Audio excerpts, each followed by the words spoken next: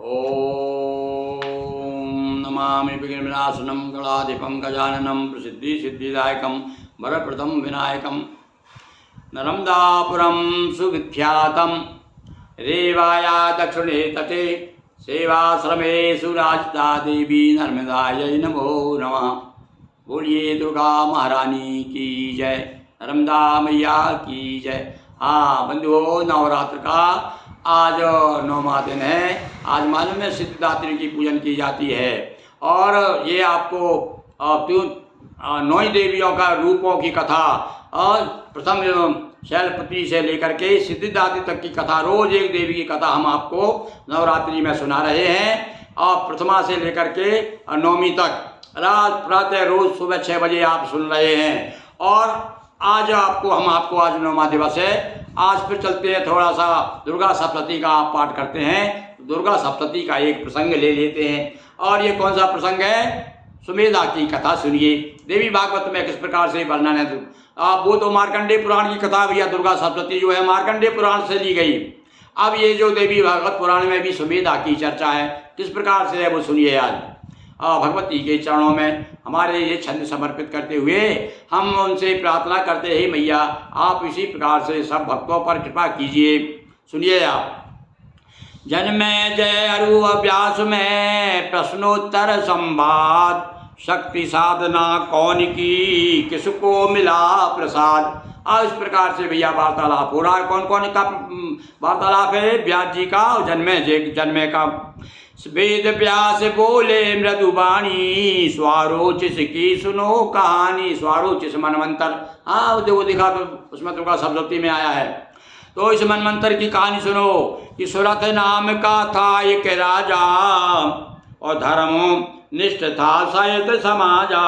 एक सुरथ नाम का राजा था, बड़ा धर्मनिष्ठ था। मृक्षों से रण हुआ करारा, और देवयोग से राजा हारा। मृक्षों से हार गया राजा, और सेना सचिव मिले दुश्मन से, प्राण बचा नृप गया भवन से। मुनि के रहे सुमेधा नामा, आश्रम का नृप की न प्रणामा। सुमेधा ऋषि की कथा है भैया। ये राजा सुरथ जो है अपने राज्य से निष्कासित होकर के जंगल में जब आया तो आश्रम मिला उनको सुमेधा का। आकर के ऋषि के पास में आए। तप प्रभाव से कोई दुश्मन, कभी करे ना आने का मन। इतना तप प्रभाव था उनका उस आश्रम में, कोई भी दुश्मन की हिम्मत नहीं थी कि उधर उसकी सीमा के अंदर आ जाए। तो रहने लगा नृपति आश्रम में, और डूब रहा था लेकिन गम में। आश्रम में रहने लगा आकर के। अब ये कथा जरा दूसरे ढंग से इसमें कही गई है भाई। यहाँ पर कुछ दिन रहे वो आश्रम में सुमेधा के। यहाँ पर राजा सुरथ माया मोह छोड़ ना पाता, चिंता में था समय बिताता। आश्रम में रहता जरूर था पर उसकी लो वहीं लगी थी, उसका मन वहीं था अपने राज्य में, अपने परिवार में। चिंता के कारण वो ठीक से सो भी नहीं पाता था। वैश्य समाधि नाम एक आया, और घर वालों ने जिसे भगाया। एक समाधि नाम का बुनियादी एक वैश्य साहब आ गए वहाँ पर, वो भी घर वालों ने भगा दिया था उसे। तो वो भी आकर के उस राजा से मिला नरपति से कही कहानी, थे अशांत दोनों ही प्राणी। सुमेधा के आश्रम में दोनों अशांत रूप से रहने लगे, बड़े दुखी थे दोनों। कौन? उस समाधि नाम के वैश्य और एक राजा सुरथ। दुखड़ा कहा समाधि आगे, और तब मुनिवर समझावन लागे। अब तब जब अपना दुख बताया तो अब मुनिराज समझाने लगे। बंधन मोक्ष युगल का कारण, सुनो ध्यान से दे करके मन। शक्ति महामाया की माया, इसलिए ही जग को भरमाया। अब उन्होंने समझाया, समाधि मुनि ने कहा कि ये महाराज हे भाइयों सुनो, ये महामाया की माया है, उसके कारण ही तुम चिंता में पड़े हुए हो। देव धनुज पशु मृग गंधर्वा, और राक्षस नाग लता वर सर्वा, सबके सब मायावादी नाम। मोह जनित जो जल में मीना। जिस प्रकार से मछली जल में रह करके बाहर नहीं जा सकती, इसी प्रकार से माया की हम लोग सब एक तरह से ग्रास हैं, उसके चक्कर में हैं। और चित्त ज्ञानियों के भी हरती, नहीं काल से भी ये डरती। ये कैसी है भगवान की माया, ये महामाया कैसी है? बोले काल से भी नहीं डरती और ज्ञानियों के चित्त का भी हरण कर लेती है। ब्रह्मा स्वयं प्रकृति के दर्शक और सर्जक शक्ति सभी हर पालक। वही मैंने बात बताई, वही कह रहे हैं कि सृष्टि स्थिति और विनाशा, आदि शक्ति को एक तमाशा। अरे भक्ति के लिए तो लीला है, आदि शक्ति के लिए तो सृष्टि की रचना करना, विनाश करना, ये सब उनकी लीला का ही एकमात्र खेल है। इनकी कृपा जो ते शंकर ब्रह्मा विष्णु सभी है अनुचर। इनकी कृपा से ही भगवान शिव भी उनकी तो रास्ता देखते रहते हैं कि कब हमारे ऊपर कृपा करें। अतः आदि शक्ति आराधो, भक्ति साधना से मन साधो। इसीलिए समझाया भैया समाधि ने, अरे हे राजा, अरे हे सेठ, उसकी आराधना करो, तुम्हारी चिंता दूर हो जाएगी।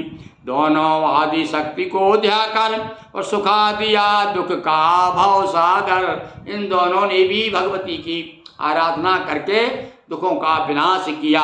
इस प्रकार से भैया आज हमने आपको नवेदन दुर्गा सप्तशती का भी एक प्रसंग सुना दिया कि पार हेतु भवधार के सिर पे एक आधार।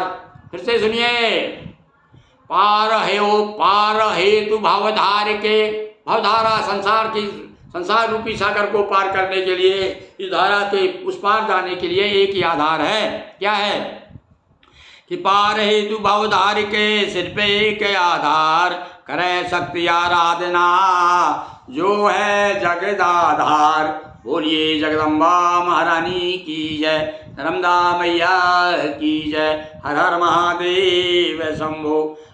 तो बंधुओं, आज आपको हमने 9वें दिवस भगवती के नवमी के दिन आपको नवमी कथा सुनाई। इस प्रकार से देवी भागवत की प्रसंग खास कथाएं लेकर के, क्योंकि वो तो भैया पुराण बहुत बड़ा है, बड़े पुराण में से भी हमने संक्षिप्त किया और आपके लिए 9 दिन में और संक्षिप्तीकरण कर दिया। यानी जो प्रमुख कथाएं भगवती की वो आज आपको देखिए किस प्रकार से देवी भागवत में और कैसी सुंदर कथाएं हैं। और आप यदि प्राप्त करना चाहें देवी भागवत तो आपको ये मात्र 200 रुपये में उपलब्ध हो जाएगी। आप हमको संपर्क करके और प्राप्त कर सकते हैं।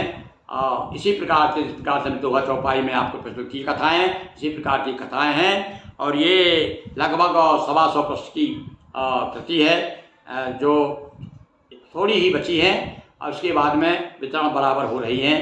और एक बार पुनः आप लोगों को आभार मानते हुए और भगवती से हम प्रार्थना करते हैं कि हे मैया जगत जननी, हमारे भक्तों पर और जो भी श्रोतागण हैं जो सुन रहे हैं और जो आपकी शरण में आए उन सब की आप रक्षा करना। बहुत बहुत धन्यवाद, आभार। जय अम्बे।